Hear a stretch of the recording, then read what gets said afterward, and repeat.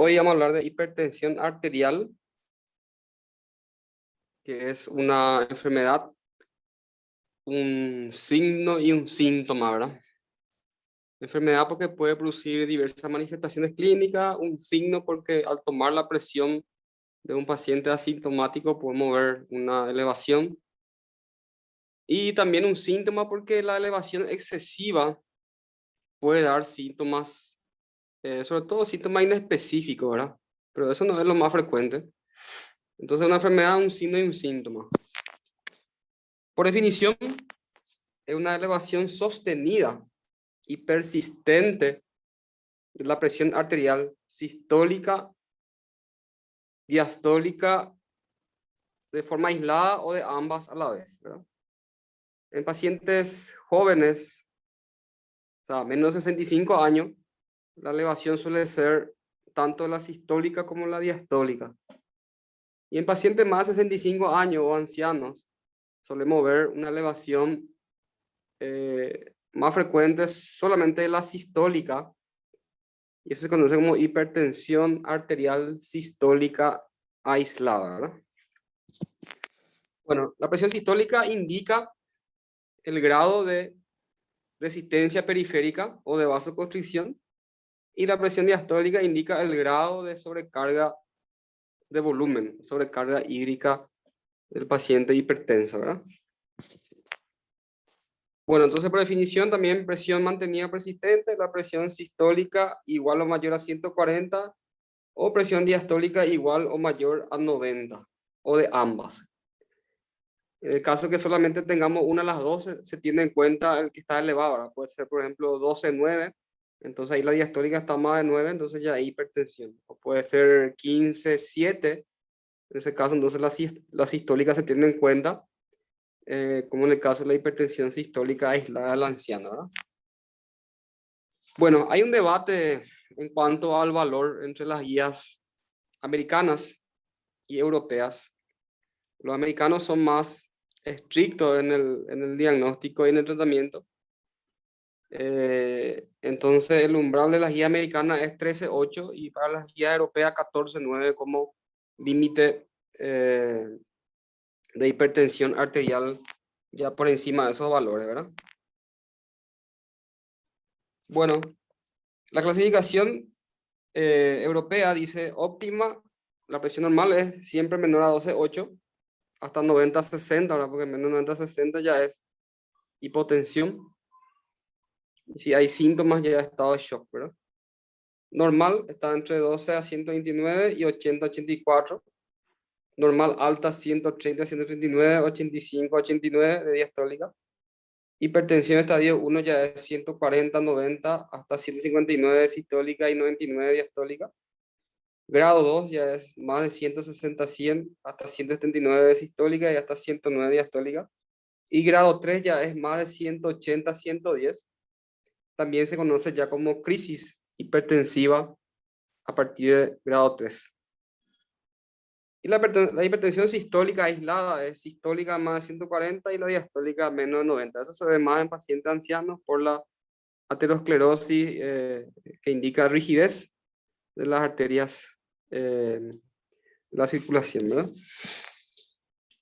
Bueno, para los americanos entonces PA normal es menos de 12,8, igual que la europea. PA elevada es 12 a 129 de sistólica y menos de 80. Hipertensión estadio 1 ya es 13,8 hasta 139 de sistólica y 89 de diastólica. Y estadio 2 ya es más de 140, 90. Fíjense la diferencia que hay entre las guías, ¿verdad? Yo creo que en base a nuestra experiencia y estadística debemos utilizar más las guías americanas por la cantidad de complicaciones y hallazgos patológicos en el examen físico de un paciente hipertenso que se encuentra, ¿verdad? Entonces creo que el menor valor como la guía americana es más valedero como para tener en cuenta y decidir la conducta, ¿verdad? Bueno, complicaciones. La hipertensión, entonces, arterial sostenida y persistente en el tiempo, sin tratamiento, va a producir una cardiopatía hipertensiva. Primero hay una hipertrofia concéntrica, y si en ese tiempo no detectamos al paciente, no tratamos, que puede ser asintomático, puede desarrollar después una dilatación y generar una insuficiencia cardíaca a la larga, ¿verdad? Bueno, entonces la hipertrofia ventricular de la cardiopatía hipertensiva produce una disfunción diastólica. El paciente o el corazón del paciente se contrae bien, pero no se relaja lo suficiente, por lo tanto el llenado diastólico está disminuido, y eso puede producir una insuficiencia cardíaca diastólica en pacientes hipertensos con fracción de eyección aún conservada, ¿verdad? Bueno, el aumento de la hipertrofia del ventrículo va a generar una sobrecarga de presión. Por lo tanto, la aurícula izquierda trata de vencer esa resistencia, aumentando también su fuerza de contracción, solo que la aurícula izquierda no resiste a la presión, entonces empieza a dilatarse más fácilmente, y esa dilatación auricular puede producir un cuarto ruido semiológicamente, y también predisponer a aparición de arritmias supraventriculares, sobre todo fibrilación auricular a la larga, ¿verdad? Bueno, por lo tanto, al haber una mayor masa ventricular y disfunción diastólica, va a haber un menor flujo a nivel de arterias coronarias, y eso también favorece a una cardiopatía isquémica en pacientes con hipertrofia ventricular y disfunción diastólica importante, ¿verdad? Bueno, la presión alta a la vez, no controlada, produce riesgos tanto de ACV isquémico y hemorrágico, principalmente hemorrágico, por las elevaciones, sobre todo bruscas, de la presión arterial en las crisis hipertensivas, ¿verdad? Lo más importante y lo más frecuente es ver ACV hemorrágico en la zona de ganglios de base, anatómicamente hablando, ¿verdad? Es algo frecuente en pacientes hipertensos no tratados o mal controlados, ¿verdad? En ausencia de ACV, en pacientes incluso asintomáticos, ya se puede ver lesiones por la hipertensión de larga data a través de la resonancia magnética, sobre todo unas lesiones que se llaman leucoaraiosis, que son hipertensidad en la sustancia blanca, y también se puede ver pequeños infartos lacunares, que son lesiones a nivel de las arterias comunicantes de Charcot-Bouchard subcorticales, y se puede ver la resonancia, que son lesiones pequeñas, menores a 15 milímetros de diámetro. A veces puede ser incluso asintomático esto, pero ya se ve en las imágenes, sobre todo de resonancia magnética encefálica, ¿verdad? Bueno, la hipertensión puede producir también una encefalopatía hipertensiva, donde hay un fracaso de autorregulación cerebral. Eso produce una vasodilatación a nivel de las arterias cerebrales, y por la vasodilatación va a producir edema cerebral y síntomas de hipertensión endocraneana, ¿verdad? Cefalea, vómito, visión borrosa, y en unos casos puede haber focalidad neurológica, bueno, reversible si es solamente encefalopatía hipertensiva. Si no es reversible, entonces ya es un cuadro de accidente cerebrovascular, ¿verdad? También puede haber enfermedad arterial periférica por el aumento de las resistencias periféricas a la hipertensión, sobre todo ya a edad avanzada, ¿verdad? Y también puede afectar el riñón, producir como primera manifestación proteinuria, aunque difícilmente esto llega a rango nefrótico, pero sí con el tiempo puede producir una enfermedad renal crónica por nefroangioesclerosis hipertensiva. Sabemos hoy en día que la segunda causa más frecuente de enfermedad renal crónica después de diabetes es la hipertensión arterial. Bueno, también como complicación puede producir aneurisma de aorta y o disección de aorta en las crisis hipertensivas, ¿verdad? Bueno, sabemos nosotros que la diferencia entre la presión sistólica y presión diastólica se llama presión de pulso. Cuanto más esté aumentada la presión de pulso, indica mayor rigidez arterial, que es una característica más de los pacientes ancianos o con aterosclerosis severa. Bueno, en cuanto a la fisiopatología, ¿por qué se produce hipertensión? Sabemos que existe dos tipos de hipertensión, una la primaria, esencial o critogénica, que es hereditaria, y la secundaria por consecuencia de otras enfermedades, que vamos a ver más adelante, ¿no? En general, existe una hiperactividad simpática en los pacientes hipertensos, tendencia a taquicardia y obviamente también a hipertensión por la vasoconstricción. Genéticamente hablando, los detalles mínimos no se conocen aún. La activación del sistema renina-angiotensina-aldosterona, que obviamente retiene más sodio y el sodio retiene más líquido, por lo tanto hay un estado de hipervolemia efectiva intravascular, que eso también va a hacer que aumente la presión arterial diastólica. Hay también demostrado que aparecen disfunciones y lesiones endoteliales. Hay un desequilibrio de producción entre sustancias vasodilatadoras y antiinflamatorias en el epitelio de los vasos sanguíneos, en el endotelio específicamente. Y cambios estructurales en las arterias, sobre todo hipertrofia de la capa media muscular de las arterias en jóvenes y rigidez por aterosclerosis en pacientes ancianos, ¿verdad? Todo eso, entonces, como consecuencia fisiopatológica, produce hipertensión arterial.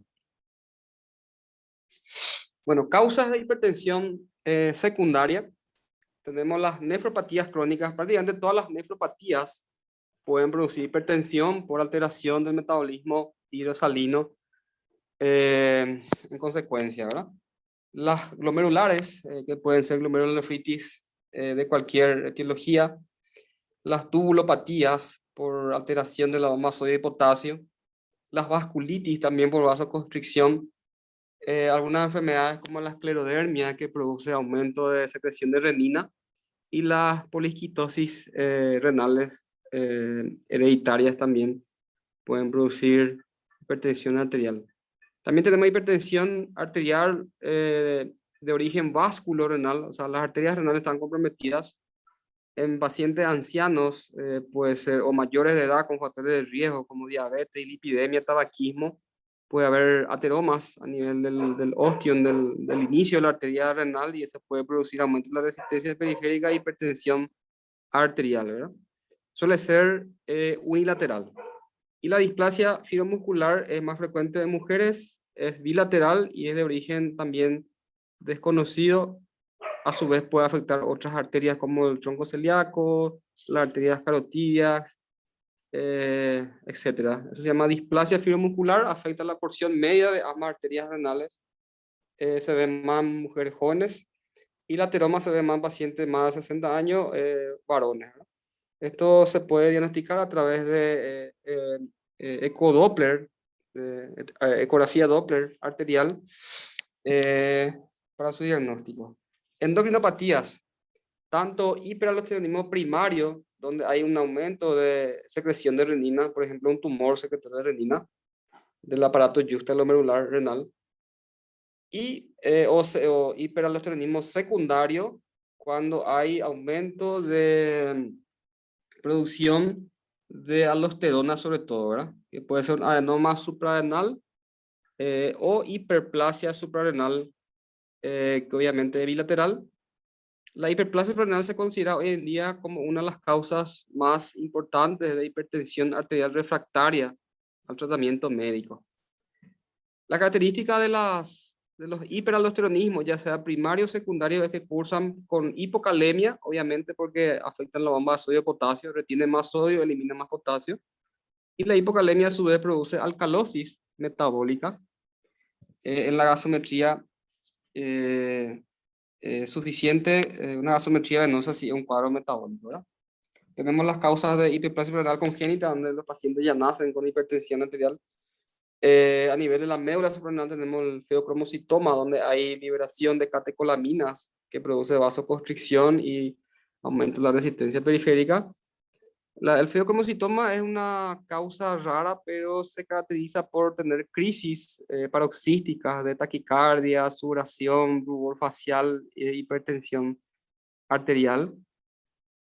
Y el diagnóstico se hace con el dosaje de las metanefrinas que se eliminan por la orina. Síndrome de apnea-hipopnea en pacientes obesos que tienen apneas obstructivas durante el sueño. La hipoxia genera activación del sistema simpático y vasoconstricción y va a producir hipertensión. Es también una causa frecuente hoy en día de hipertensión arterial refractaria al tratamiento médico, ¿verdad? Tenemos causas exógenas, los fármacos, los descongestivos nasales, por ejemplo, los vasoconstrictores como la pseudoefedrina, fenilefrina, los AINES, el uso de corticoides que producen retención hídrica y de sodio, también puede producir hipertensión como fármacos. Y neurogénica, ¿verdad? Neurogénica puede ser una crisis de ansiedad, una crisis de pánico, que puede dar en realidad son falsas crisis hipertensivas porque son elevaciones transitorias nomás, ¿no? Es una elevación sostenida y persistente, ¿verdad? Entonces eso se llama falsas crisis cuando hay una elevación de la presión por ansiedad o alguna crisis de pánico. Bueno, otras causas neurogénicas puede ser un tumor cerebral, una hipertensión endocraneana, una cefalea tensional, una cefalea migrañosa, todo eso puede hacer que la presión se eleve de forma transitoria mientras persista la molestia para el paciente, ¿verdad? Entonces, en general son falsas crisis hipertensivas las que se producen por dolor o por ansiedad. Bueno, cuando sospechar de hipertensión secundaria, sobre todo de básculo renal, en pacientes que tienen hipertensión antes de los 30 años de edad, generalmente la hipertensión primaria o esencial suele empezar a los 40, 45, 50, cuando es hereditaria y antecedentes familiares, ¿verdad? Entonces, en estos casos de secundarismo, entonces, antes de los 30 años, cuando hay resistencia al tratamiento con 3 fármacos, cuando hay empeoramiento de la función renal o hipotensión, cuando se administra IECA hora 2, por la obstrucción de la arteria renal, cuando exista soplo abdominal umbilical, también sospechar de ateomas o de displasia fibromuscular en mujeres. Hipertensión con hipocalemia, obviamente descartando el uso previo de diurético, entonces hay que pensar también en causas secundarias por hiperaldosteronismo. Cuando hay asimetría renal, por ecografía renal, y cuando existe una hipertensión acelerada o maligna. Entonces, todas estas características eran en pacientes jóvenes, ¿verdad? Bueno, para diagnosticar una hipertensión vascular se puede utilizar un ecodoppler o una angiografía. Una angiotomografía o angiografía es el más avanzado y generalmente con eso se puede confirmar el diagnóstico y también tiene la ventaja de que se puede hacer el tratamiento en el mismo acto, ¿verdad? A través del cateterismo entonces se puede poner un stent o hacer una angioplastia, ¿verdad? Se puede dilatar las arterias obstruidas. Bueno, en general, la hipertensión es una enfermedad silenciosa, como la diabetes.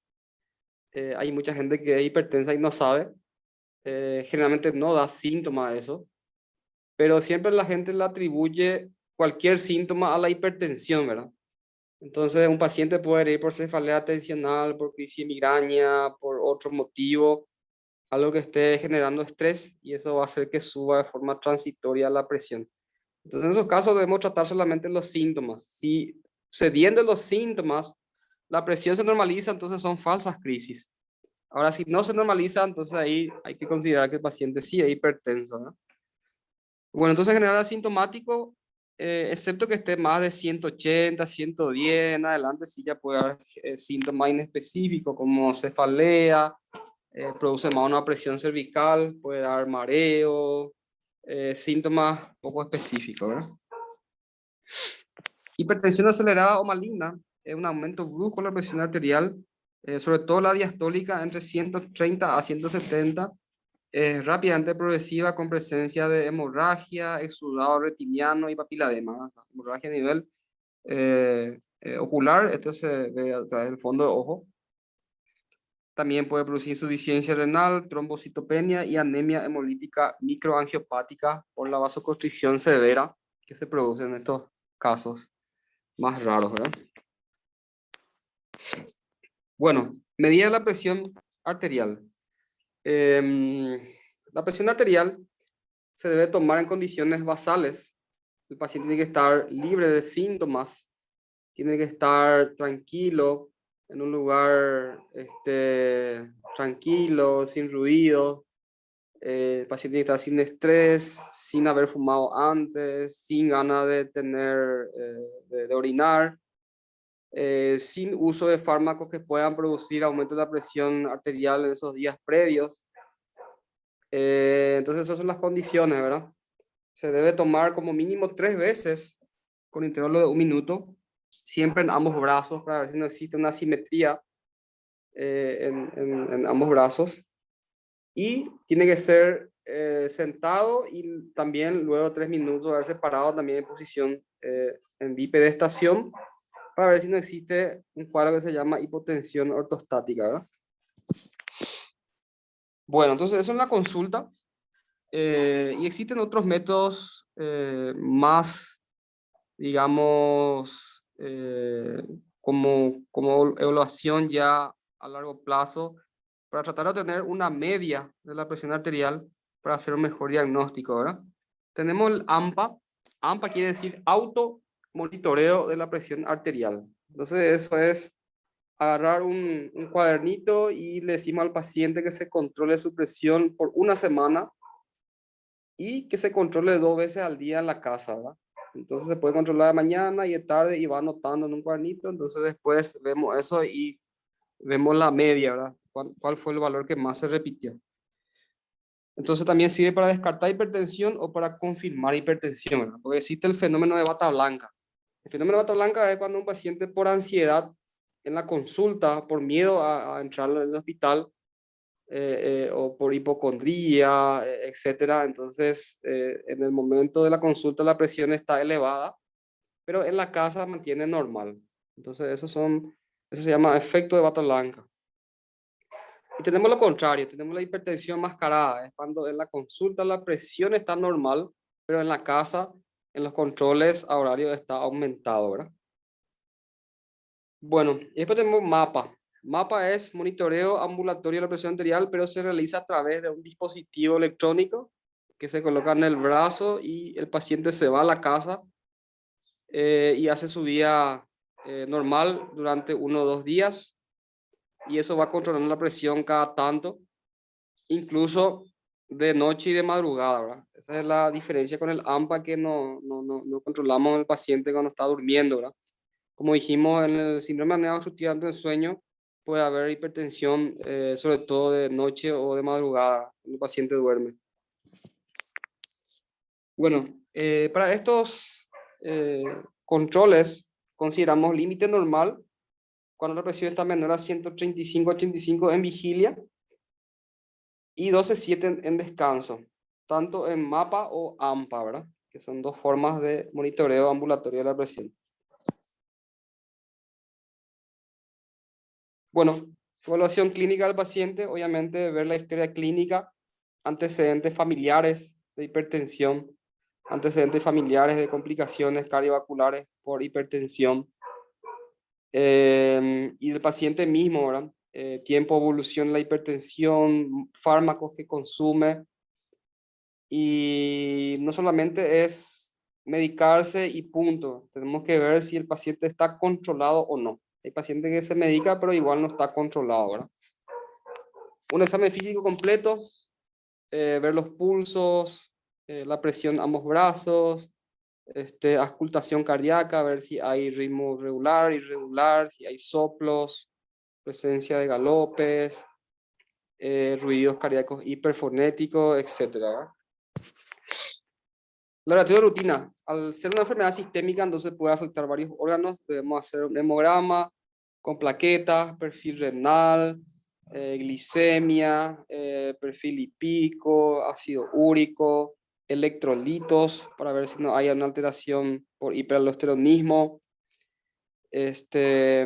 También orina y sedimento, para ver si no hay proteinuria. Eso en principio, ¿verdad? El electrocardiograma es fundamental porque hay varios cambios electrocardiográficos compatibles con hipertensión. Solemos ver hemibloqueo anterior izquierdo. En pacientes ya con cardiopatía dilatada puede haber bloqueo completo de rama izquierda. Y también signos de hipertrofia ventricular izquierda, que es el signo de Cornell. Aquí abajo, entonces, hay una imagen donde se tiene que medir la profundidad de la onda S en B3 y sumar la onda R en ABL, así como está en la imagen, en color azul. Si esas medidas sobrepasan 28 milímetros, indica hipertrofia ventricular izquierda en hombres y más de 20 milímetros hipertrofia ventricular izquierda en mujeres. Entonces vuelvo a repetir la cantidad de cuadraditos de la profundidad de la onda S. Ahí se ve que tenemos más o menos 16 cuadraditos. Y le sumamos la cantidad de cuadraditos que hay en la altura de la onda R en ABL. En este caso tenemos más o menos 3, tenemos 22. Si esta es una mujer, por ejemplo, ya indica hipertrofia ventricular izquierda. Y también podemos ver ondas T negativas, asimétricas en cara lateral, que indica sobrecarga de volumen o depresión de cavidad izquierda. Acá vemos, por ejemplo, como es una T ya negativa asimétrica. En B5 aún no se ve, pero sí ya tenemos aquí en ABL y en D1, que es cara lateral, ¿verdad? O sea, de 4 derivaciones tenemos 3 con ondas T negativas asimétricas. No hay isquemia, eso indica sobrecarga de volumen o depresión. Bueno, todo paciente con electrocardiograma anormal, indefectiblemente es indicación de hacer una ecocardiografía para ver otras alteraciones estructurales y ver la fracción de eyección también en el caso de que sea ya una cardiopatía dilatada. La radiografía de tórax también es importante para ver si hay, ver la silueta cardíaca, ver si existe un mediastino ensanchado como sospecha de aneurisma. También el ecocardio se puede ver y medir el diámetro de la arteria aorta proximal, ¿verdad? Bueno, fondo de ojo, en todo paciente hipertenso crónico, ver si no hay lesiones compatibles con retinopatía, puede haber exudado, hemorragia, papiledema, y eso entonces es lo que define hipertensión acelerada o maligna y requiere tratamiento urgente. Bueno, siempre calcular el clearance de creatinina a través del valor de creatinina en sangre como parámetro pronóstico, sobre todo si tenemos un perfil renal alterado, ¿verdad? Bueno, en cuanto al tratamiento, va a diferir si es solamente hipertenso sin daño de órgano o ya un hipertenso ya con daño de órgano, sobre todo a nivel cardiovascular, ¿verdad? Vamos a ir viendo más adelante. En cuanto al tratamiento, lo principal, los cambios de estilo de vida, la reducción de peso. Se demostró que la obesidad es un factor de riesgo para hipertensión y pacientes que reducen el peso, con eso se puede mejorar entre 10 a 15% el valor de reducción de la presión. La dieta con aumento de sodio también favorece la hipertensión, entonces una dieta hiposódica. El abandono del hábito tabáquico, sabemos que la nicotina tiene un efecto vasoconstrictor y puede producir taquicardia e hipertensión por activación del sistema simpático. El uso de drogas también, como la cocaína, puede producir hipertensión y otras. Y una dieta saludable, ¿verdad? Evitar las frituras, comidas grasientas, disminución de las purinas, sobre todo la carne roja en general, ¿verdad? El objetivo del tratamiento es reducir la presión arterial a menos de 13,8 en general, y en ancianos una presión sistólica menos de 140, ¿verdad? Cuando se trata de una hipertensión sistólica aislada.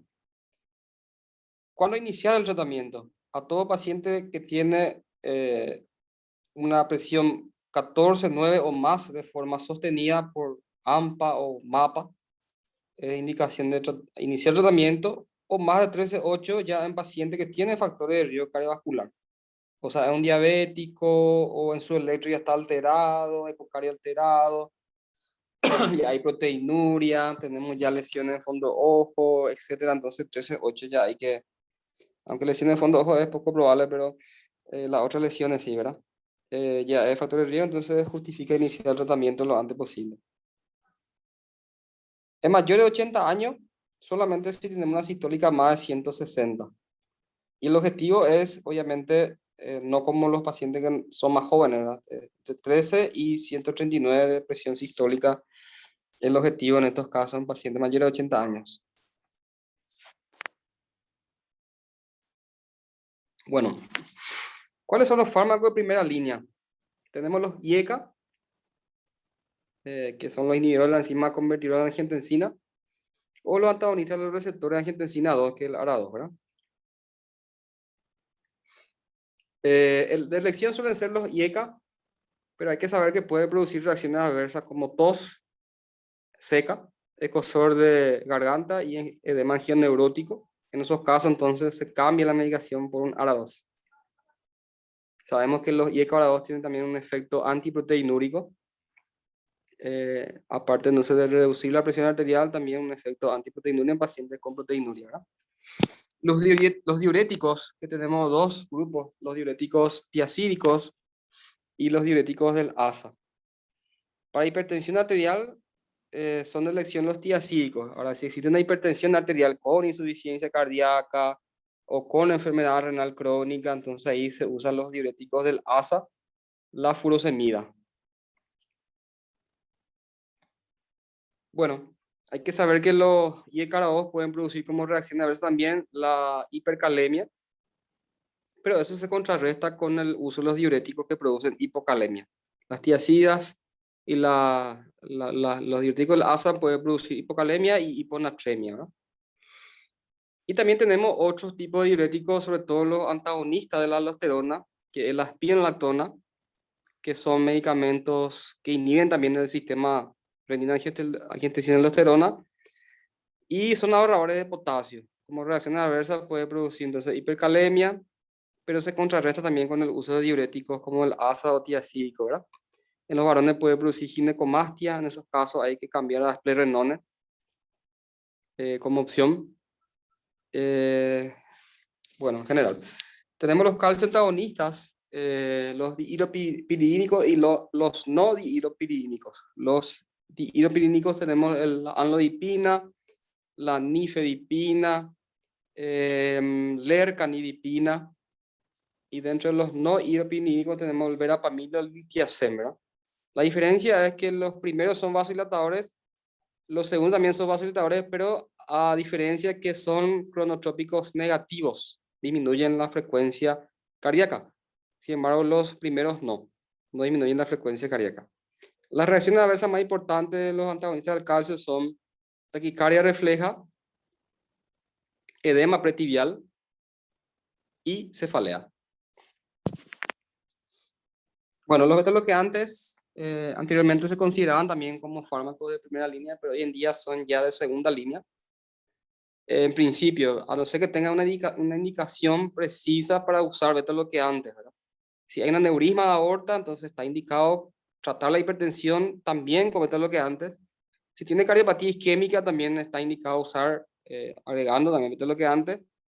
Si hay también pacientes con arritmias cardíacas, también, sobre todo fibrilación auricular, está indicado también usar los beta-bloqueantes. Entonces, en esas situaciones especiales, ¿verdad?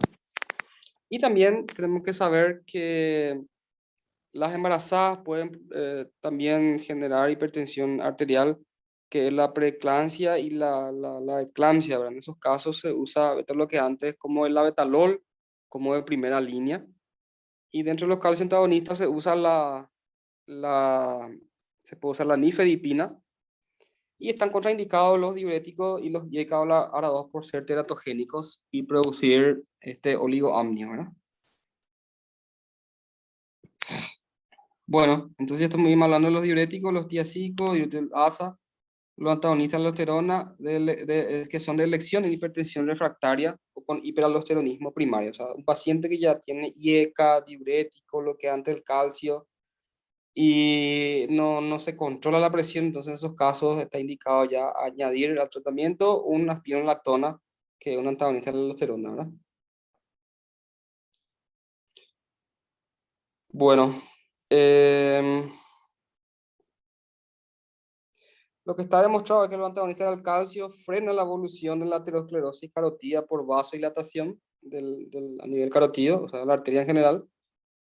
Entonces, es una indicación también precisa para estos tipos de pacientes, ¿verdad? Obviamente asociado, ¿verdad? Y ECA más bloqueante de calcio. Bueno, entonces, como dijimos, los IECA están contraindicados en embarazo y lactancia. Puede precipitar un fracaso en el agudo en pacientes con monorreno o que tengan estenosis bilateral lateral renales, como la fibrodisplasia. Los arados también contraindicados en embarazo y lactancia y ambos pueden producir hipercalemia como reacción adversa, pero aislada de forma rara, ¿verdad? Bueno, las características importantes de los beta-bloqueantes son que previenen reinfartos, aumenta la supervivencia en pacientes con insuficiencia cardíaca y son de elección en pacientes con ansiedad, con taquiarritmia, con migraña y también en pacientes con hipertiroidismo. Aunque en pacientes de hipertiroidismo de elección son el propanolol, ¿verdad? El propanolol se usa más en hipertiroidismo porque disminuye la conversión de T4 a T3. Y también hay que saber que el hipertiroidismo puede producir hipertensión, ¿verdad? En la migraña es de elección, entonces un paciente que es hipertenso y a la vez tiene una migraña crónica, entonces el metoprolol es el medicamento de elección. Para un paciente con insuficiencia cardíaca, el carvedilol es el beta bloqueante de elección. Y para las taquiarritmias, en general, el nebivolol, ¿verdad? Hay que saber que en combinación de los beta bloqueantes con diurético incrementa el riesgo de diabetes. Esa combinación en especial, ¿verdad? No con otros medicamentos. Y existen otros fármacos de segunda línea que hoy en día prácticamente ya no se está usando o solo en casos extremadamente especiales, ¿verdad? Ya hablamos de los antialdosterónicos, ya sabemos, también están los alfa bloqueantes con la reacción adversa que puede producir hipotensión ortostática. Tenemos también los fármacos de acción central como la alfa-metildopa, también que puede dar hipotensión ortostática. Los vasodilatadores como la hidralazina y los inhibidores directos de la renina como el aligiren, que no tenemos aquí en Paraguay, ¿verdad? Dentro de los alfa bloqueantes tenemos la doxazocina, que es de elección en paciente que tiene hipertensión y hipertrofia prostática benigna, que tiene doble función a la vez, ¿verdad? Y también pacientes que tienen dislipidemia por uso de beta-bloqueantes. Los beta-bloqueantes pueden producir dislipidemia, hiperuricemia, como dijimos, diabetes en asociación con diurético y puede producir también bradicardia y bloqueos en dosis elevadas.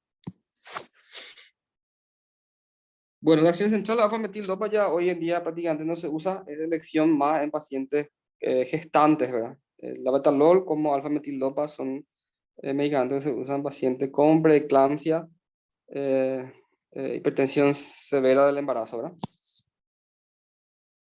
La hidralazina también es un vasodilatador que se puede usar en pacientes renales crónicos, también en pacientes gestantes, en general, ¿verdad? Bueno, las combinaciones. Se debe iniciar un tratamiento a dosis media-baja y luego se va incrementando gradualmente las dosis hasta obtener la respuesta deseada. En el caso que no se consiga eso con un fármaco, entonces ahí se debe agregar otro medicamento. Ese es un error de la mayoría de los que hacen consultorio, ¿verdad? Le cambian un medicamento por otro y eso está mal. Todos los medicamentos funcionan. Ahora lo que pasa es que para un paciente un medicamento no es suficiente. Entonces hay que agregarle otro medicamento y vamos a ir sumando de acuerdo a la respuesta. Hay pacientes que toman 3, otros 4 y otros 5 medicamentos para controlar su hipertensión, ¿verdad? Entonces cada paciente es diferente.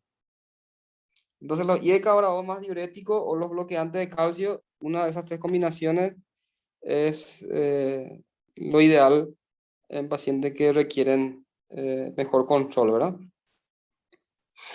Hoy en día también se preconiza mucho el uso de las píldoras de una sola dosis, ¿verdad? Donde se mezclan los dos o tres fármacos en una sola presentación, porque es más cómodo para el paciente y mejor adherencia, ¿verdad? Bueno, cuando consideramos una hipertensión arterial resistente, es cuando sobre todo un paciente que se realizó AMPA o MAPA y a pesar del tratamiento médico con 3 fármacos, siendo uno de ellos un diurético, no se consigue el objetivo deseado, ¿verdad? Y obviamente también asociado a modificaciones de estilo de vida. Puede ser un paciente que tome 3 fármacos, pero igual le sigue bajando ahí un asado bien salado, sigue igual fumando o no redujo de peso, entonces también eso hay que tener en cuenta, ¿verdad? Bueno, causa de hipertensión arterial resistente, tenemos el síndrome de apnea y hipopnea. Uso de otros fármacos, ¿verdad? Puede ser un hipertenso que esté tomando corticoide o AINES o algún descongestivo nasal o otros fármacos que hacen que la hipertensión sea resistente.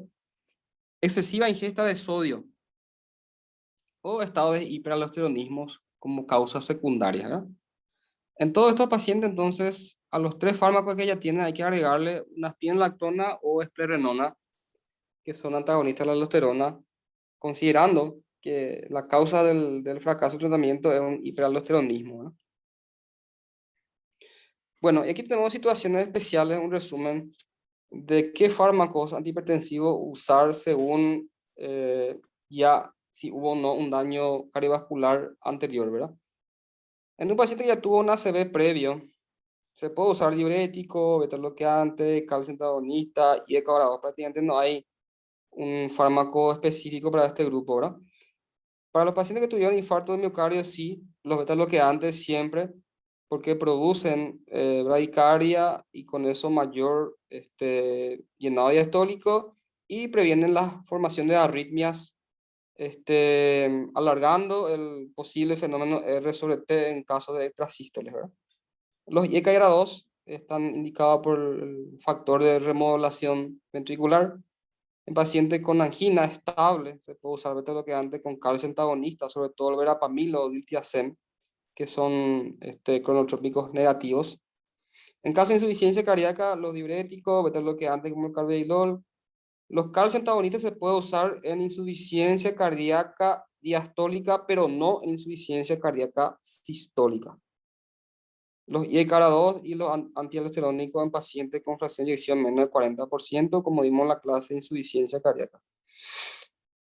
Bueno, en FA recurrente, sobre todo, estuve leyendo que se demostró que los ARA2, los Sartan y compañía, hacen que disminuya la recurrencia de pacientes con fibrilación auricular. En FA permanente, que ya consideramos que no hay posibilidad de reversión del ritmo sinusal por ser crónico y ya una característica estructural importante, entonces lo que nos queda es frenar la frecuencia cardíaca con beta bloqueantes o calcio antagonista como el diltiazem o el verapamil, ¿verdad? Cuando existe fallo renal o proteinuria en pacientes hipertensos, los IECA-2 producen disminución de la proteinuria y los diuréticos de ASA en pacientes con sobrecarga de volumen en renales crónicos, ¿verdad? En caso de arteriopatías periféricas, sobre todo a nivel carotido, los calcio antagonistas también tienen su efecto beneficioso. En la hipertensión sistólica aislada al anciano se puede usar diurético o calcio antagonista. En el síndrome metabólico, IECA-ARA2, calcio antagonista. En los diabéticos, IECA-ARA2 también por el efecto antiproteinúrico. En el embarazo, calcio antagonista como la nifedipina, metildopa y los beta-bloqueantes como el labetalol, ¿verdad? En pacientes de raza negra, los diuréticos y calcio antagonista. Acá lo que llama la atención es que no se utilizan los IECA-ARA2. En pacientes con glaucoma, los beta bloqueantes tienen efecto beneficioso también a nivel ocular, ¿verdad? Bueno, hasta ahí alguna duda, alguna pregunta. Doctor, ¿cuál sería el ARA2 más utilizado? Porque en el IECA seguramente sea en Alapril, porque es más barato, pero Así mismo, ya que entraste en eso, ARA2, ¿verdad? Nosotros en el hospital público usamos más, obviamente lo más barato por las condiciones económicas del paciente, ¿verdad? Siempre optamos por el Alapril, porque también el Ministerio de Salud provee esa medicación, a veces de forma irregular, pero hay, ¿verdad? Y dentro de los bloqueantes de calcio, el que tenemos también por el Ministerio de Salud es la amlodipina. Y dentro de los beta bloqueantes, carvedilol y a veces atenolol, ¿verdad? Son los medicamentos que más usamos. Pero obviamente un hospital con mayores condiciones, ¿verdad? Sobre todo ahí en design, eso se usan todo lo más nuevo, ¿verdad? Y dentro de los ARA2, los sartán también es lo que disponemos del Ministerio de Salud, ahí lo que es más accesible. Pero igual tenemos buena respuesta, ¿verdad? Con el tratamiento, ¿verdad? La cuestión es que también no creía tanto, pero hoy en día creo que es así, ¿verdad? La calidad de los medicamentos que compra el ministerio por ahí no son las mejores, ¿verdad? Se ve diferencia en el tratamiento, en el objetivo a largo plazo, en un paciente que toma un medicamento del hospital público y uno que compra una marca más renombrada, sobre todo importada, ¿verdad? Increíblemente hay diferencias. Bueno, en cuanto a los diuréticos, lo que más usamos es la hidroclorotiazida y del asa la furosemida, ¿verdad? Son los fármacos clásicos más antiguos luego, pero sí, tienen también, tenemos buena respuesta con estos fármacos, ¿verdad? Bueno, en caso de insuficiencia cardíaca, se puede usar el valsartán con el salcubitril, ¿verdad? Que aparte de bajar la presión, también tiene efecto la insuficiencia cardíaca. Igual que los ECARA-2, pero hoy en día se demostró que tiene mejor efecto que el enalapril, ¿verdad? La combinación valsartán, que es un ARA2, más sacubitril, ¿verdad? Bueno, dentro de la crisis hipertensiva, tenemos que clasificar otra vez en emergencia hipertensiva y urgencia hipertensiva. Aunque la urgencia hipertensiva, ese término se está dejando de usar por hipertensión mal controlada, ¿verdad? Bueno, hipertensión hipertensiva es cuando hay una hipertensión grado 3, o sea, quiere decir presión de 180 de sistólica o igual o más de diastólica 110, ¿verdad? Entonces, hipertensión, o sea, emergencia es cuando se acompaña de lesión de órganos blancos de forma progresiva. Y siempre preguntamos, ¿verdad? ¿Cuáles son las emergencias hipertensivas? Así como dijimos al principio, de la cabeza hasta abajo puede ser un ACV isquémico, un ACV hemorrágico, una hemorragia adenoidea, puede ser una encefalopatía hipertensiva, puede ser una hipertensión acelerada o maligna, puede ser un síndrome coronario agudo, un edema agudo de pulmón, em, este, puede ser también en las gestantes, la preeclampsia o la eclampsia y la disección de aorta, ¿verdad? Todas las emergencias hipertensivas porque hay daño de órgano blanco, ¿verdad? Bueno, la hipertensión cerebral maligna también es un tipo de emergencia hipertensiva, una hipertensión grado 3, hay retinopatía, síntomas neurológicos focales o de forma difusa. Focal es cuando hay una focalidad, una paresia, una plejía, y difusa ya cuando hay hipertensión intracraneana, ¿verdad? Insuficiencia renal, microangiopatía trombótica, puede producir una arteritis necrotizante con degeneración fibrinoide. Esa es la parte anatomopatológica de la hipertensión acelerada o maligna, ¿no? ¿Cuál es el objetivo del tratamiento en la emergencia hipertensiva? Va a depender mucho de la causa del diagnóstico, ¿verdad? Pero en general se recomienda reducir 25% de la presión inicial en la primera hora, alcanzar un valor entre 160 a 100 entre las 2 a 6 horas del ingreso del paciente y normalización entre las 24 a 48 horas. Existen algunas excepciones, ¿verdad? El feocromocitoma y la preeclampsia grave, el objetivo es menor a 140 de sistólica en la primera hora. Y en la disección de aorta, el más agresivo de todo, ¿verdad? Porque la impresión es que está haciendo que la aorta se vaya rompiendo progresivamente. Entonces el objetivo es una sistólica menor a 120 lo más antes posible, ¿verdad? Bueno, después tenemos las urgencias hipertensivas, donde no existe daño de órgano blanco. También aclarar que en la emergencia, obviamente, el tratamiento debe ser por vía endovenosa. ¿Cuáles son los fármacos que usamos? De elección es la betalol para todas las emergencias, excepto edema agudo de pulmón y síndrome coronario agudo, donde el tratamiento de elección es la nitroglicerina. Entonces, vuelvo a repetir, para todas las emergencias hipertensivas, el tratamiento endovenoso de primera elección es la betalol. excepto edema de pulmón y coronario agudo, donde hay que usar nitroglicerina como tratamiento hipertensivo y vasodilatador, ¿verdad? Bueno, la urgencia hipertensiva, entonces no existe un daño de órgano blanco y el tratamiento, por lo tanto, es por vía oral o comprimido, ¿verdad? Pero antes de hacer una buena evaluación, un diagnóstico de que realmente es una verdadera urgencia, hay que descartar siempre las falsas crisis hipertensivas, ¿verdad? Y tratar eso, ¿verdad?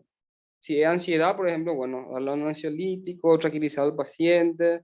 Si es dolor, bueno, tratar el dolor, puede ser una cefalea tensional, una crisis de migraña, una dificultad respiratoria por otro motivo, un cuadro febril. Todo eso puede producir falsas crisis hipertensivas. Entonces tratamos la causa, mejoramos los síntomas y automáticamente la presión se normaliza. Ahora, si no se normaliza, entonces ahí sí consideramos que el paciente lo más probable es que sea hipertenso crónico, ¿verdad?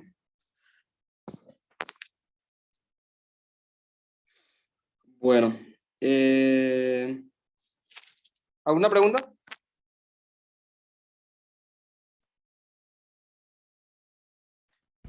Puede Doctor, ser, ayer, vos Sí, dijiste no cambiar, pero agregar los medicamentos, ¿verdad? sí. Y si dice que los IAK tienen efecto adverso de todo, En nuestro caso sí puede cambiar. Obviamente si hay reacciones adversas, cualquier medicamento podemos cambiar, ¿verdad? Ahora, en ausencia de reacciones adversas, sí vamos agregando otras opciones, ¿verdad? Pero si tenemos reacciones adversas, obviamente no vamos a continuar con ese medicamento, ¿verdad? Vamos a cambiar IECA por ADA2. Y si sí, tiene reacciones a bloqueante de calcio, bueno, suspendemos bloqueante de calcio y vemos otra opción, ¿verdad? Le damos diurético. Y si con diurético y IECA ahora 2 no mejoramos la presión, podemos agregar lactona, podemos agregar hidralacina y así sucesivamente, ¿verdad? Hay que ver otra vez el contexto de cada paciente y si tiene o no reacciones adversas a los fármacos. Si no hay reacciones adversas, entonces sin problema vamos agregando y cumpliendo el protocolo así como está, ¿verdad? Sin problema. Ahora, si hay reacciones adversas, obviamente no podemos continuar con el mismo medicamento, ¿verdad? Tenemos que ver otras opciones. gracias, doctor. ¿Otra pregunta? puede, por ejemplo, eh, tipo una gastroenteritis desencadenar por ahí, hipertensión, pero de grado 3 por ahí. Porque eso fue lo que tuvo un caso por ahí por mi barrio. Bueno, y el dolor abdominal, si hay dolor abdominal, dolor cólico, un cólico renal, por ejemplo, que es muy doloroso, dolor de diente, va a hacer que tu presión suba por la situación de estrés. Sí. Pero si tu presión es 12, 8 y tenés algún dolor, generalmente va a subir a 14, 15 máximo, ¿verdad? Ahora, si un paciente mantiene luego 15, 14, 16 de presión, obviamente Ah, ese es con el dolor va a sí, llegar sí, a 200, a 220, a sí, sí, 240, ¿verdad? ok, ok.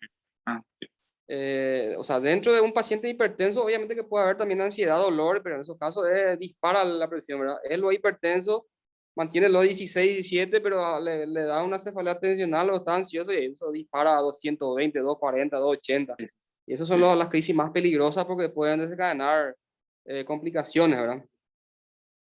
sí, sí, sí, sí. Gracias. Entonces, un paciente joven, sano, sin factor de riesgo, puede subir la presión, pero no sube tanto, ¿verdad? 14, 15 máximo, ¿verdad? Y después se normaliza, ¿verdad? Un paciente que es hipertenso, luego, obviamente, sí, la respuesta al estrés va a ser mayor, ¿verdad? Otra cuestión también, ¿verdad? El enalaprilato, que es el único enalapril que hay por vía endovenosa, o único antihipertensivo de los IECA que hay endovenosos y de los ARAO también. Hoy en día no se recomienda más su uso porque su efecto es muy prolongado y la hipotensión es muy brusca, ¿verdad? Entonces yo tengo una ACV isquémico y la hago en el pilato, puedo producir una hipotensión muy rápida y eso generar más isquemia cerebral y el efecto es prolongado, no voy a poder levantar otra vez después de mi presión, ¿verdad? Entonces la betalol, el efecto tiene un efecto más gradual y no tiene ese efecto tan prolongado como la pilato, ¿verdad? Lo mismo la nitroglicerina, que es titulable. Titulable quiere decir que su efecto es rápido, pero breve, ¿verdad? Entonces, si el paciente hipotensa, yo bajo la dosis o cierro el goteo y rápidamente se recupera otra vez, empieza otra vez a aumentar la presión cuando pasa el efecto del medicamento, ¿verdad? Sin embargo, con el aprilato no ocurre eso, es más difícil de manejar porque el efecto es prolongado y es de acción muy rápida, ¿verdad? Entonces, vemos todavía que utilizan algunos médicos que por ahí están desactualizados o no quieren leer, ¿verdad? Y copian lo que otros hacen, los médicos antiguos sobre todo, y siguen usando un aprilato, pero hoy en día eso ya es de última opción, ¿verdad? Entonces, lo que tenemos disponible, por lo menos en nuestro país, la betalol para todas las emergencias, excepto edema o pulmón y coronario agudo, donde hay que usar nitroglicerina como tratamiento de hipotensor. ¿Otra pregunta?